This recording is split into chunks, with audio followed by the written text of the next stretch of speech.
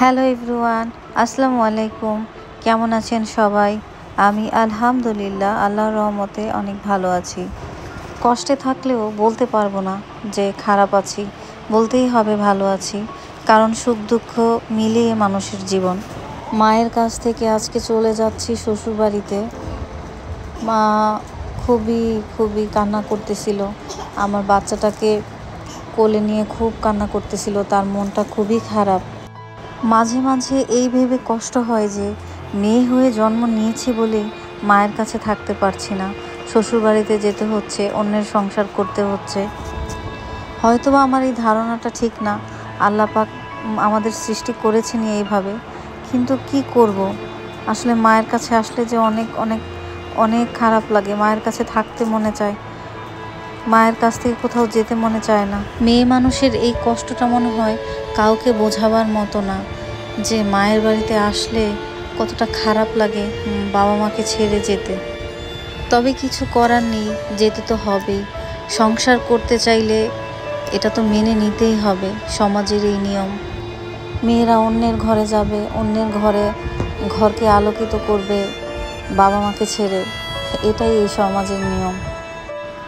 এটা আমাদের গাড়ি না, আমার হাজব্যান্ড উবার ভাড়া করে দিয়েছিল, কারণ আমার বাচ্চাটা ছোট, এভাবে তো আর বাসে করে সিএনজিতে করে যেতে পারবো না। তো ও উবার ভাড়া করে দিয়েছিল ঢাকা থেকে। তো আমি গাড়িতে আমরা যাচ্ছি, আমি আর আমার বাচ্চা। বাসায় চলে এসেছি, এখানে রান্নাবান্নার আয়োজন চলছে, পোলাও রান্না হচ্ছে। তো আমার শাশুড়ি আবার বিরিয়ানি রান্না করেছে, এই পোলাওটা আবার এক্সট্রা রান্না করতেছে।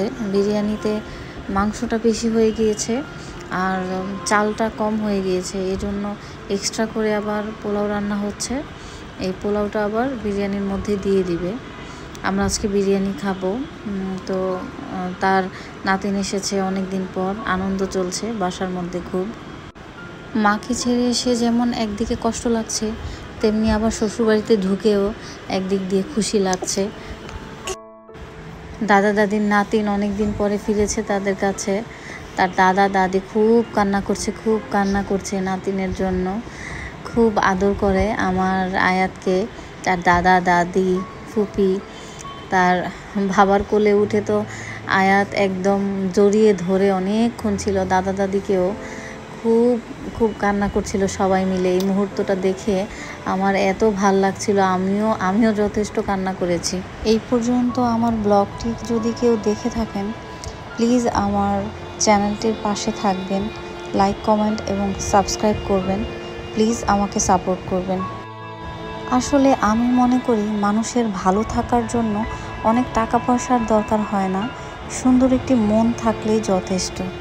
হাজব্যান্ড তার ওয়াইফকে সম্মান করবে, তার প্রাপ্য সম্মানটুকু তাকে দিবে, এবং ওয়াইফের ক্ষেত্রেও সেম, সেও তার প্রাপ্য সম্মানটুকু দিবে। এই তো জীবনে আর কিছু চাই না, জীবনে আর কি লাগে, এত টাকা পয়সা লাগে না অ্যাকচুয়ালি সুখী থাকতে।